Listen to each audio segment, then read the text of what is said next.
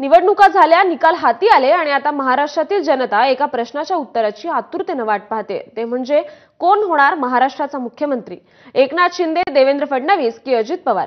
पण याच दरम्यान रामदास आठवलेंनी मुख्यमंत्री कोण होणार याबाबत थेट विधान करत बॉम्बच टाकला आणि त्यावरून मोठा गोंधळ उडाला।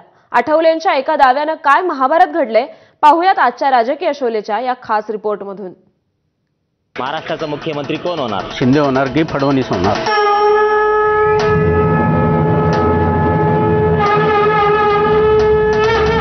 महाराष्ट्राचा मुख्यमंत्री कोण होणार? फडणवीस साहेब होणार का एकनाथ शिंदे होणार?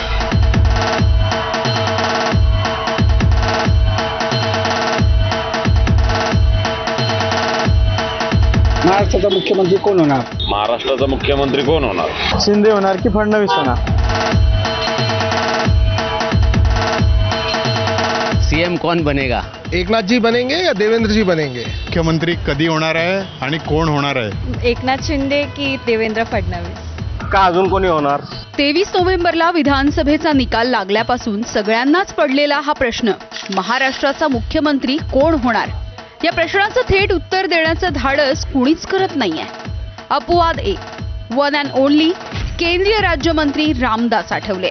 मुझे लगता है कि मुख्यमंत्री का नाम तय हो चुका है और देवेंद्र फडणवीस जी को मुख्यमंत्री बनाने का मैसेज बीजेपी हाई कमांड ने माननीय एकनाथ शिंदे साहब को दे दिया है, लेकिन उनकी थोड़ी नाराजगी, उनको लगता है कि उनको दोबारा और एक बार मौका मिलना चाहिए, बिहार का फॉर्मूले पर विचार करना चाहिए, लेकिन अभी बिहार के फॉर्मूले पर विचार करने जैसा ये वक्त नहीं है। इसलिए एकनाथ शिंदे साहब और उनके जो भी सभी नेता लोग हैं, विधायक है, उन्होंने मानना चाहिए और मंत्रिमंडल में उन्होंने आना चाहिए, अपना डिप्टी सीएम बनाना चाहिए। तो शिंदे साहब का फिर रोल क्या देखते हैं अगर वो तैयार नहीं होते डिप्टी सीएम के लिए?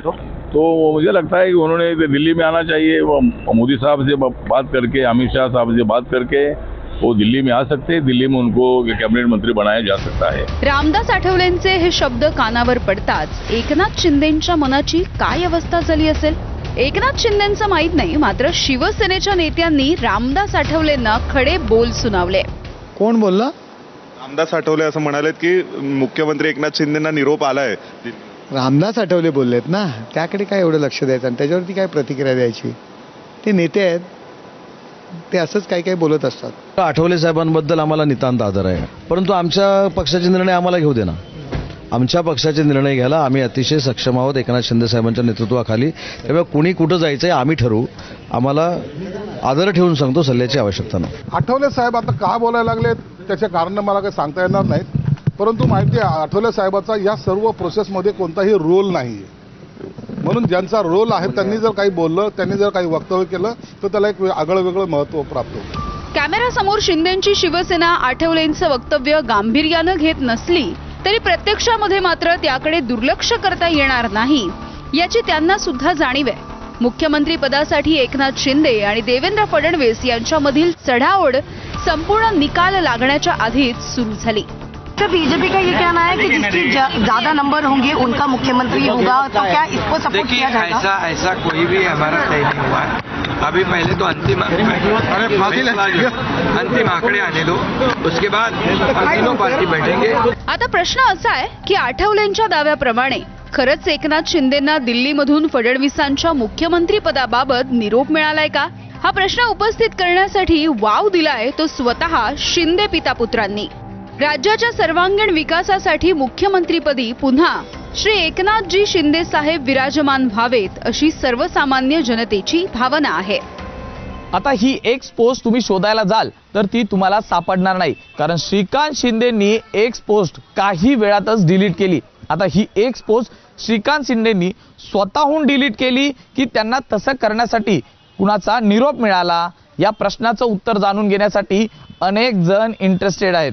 बरं, श्रीकांत शिंदेंच्या या एक्स पोस्ट नंतर एकनाथ शिंदे यांच्या हँडलवरनं एक सूचक पोस्ट करण्यात आली आहे।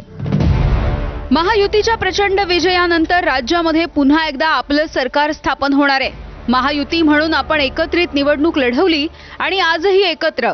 माझ्यावरील प्रेमापोटी काही मंडळींनी सर्वांना एकत्र जमण्याचे, मुंबईमध्ये येण्याचं आवाहन केलंय। तुमच्या या प्रेमासाठी मी अत्यंत मनापासून ऋणी आहे, मात्र अशा पद्धतीने माझ्या समर्थनार्थ कुणीही एकत्र येऊ नये असं आवाहन मी करतोय। समर्थ आणि समृद्ध महाराष्ट्रासाठी महायुती भक्कम होती, आहे आणि यापुढे सुद्धा राहील. एकनाथ शिंदे मुख्यमंत्री व्हावेत असा आग्रही सूर शिवसेनेच्या नेत्यांकडून आळवला जायचा. मात्र आता दिल्लीश्वर जो निर्णय घेतील तो शिंदेंना मान्य असेल असं शिवसेनेचेच नेते म्हणतात. बिलकुल नाराजी नाही आहे. त्यांनी पक्षश्रेष्ठींना असं सांगितलेलं आहे की जो काही निर्णय आपण घ्याल तो मला मान्य असेल, हे त्यांनी स्पष्ट शब्दामध्ये वरिष्ठ नेत्यांना कळवले. माननीय नरेंद्र मोदी असतील किंवा अमित शाह यांच्याशी चर्चा झाल्यानंतरच मुख्यमंत्री पदाचा उमेदवार कोण यांचं नाव जाहीर होणार आहे. हे तिन्ही नेते संध्याकाळी याबाबतची बैठक घेऊन योग्य तो निर्णय हा आपल्याला आपल्या समोर येईल.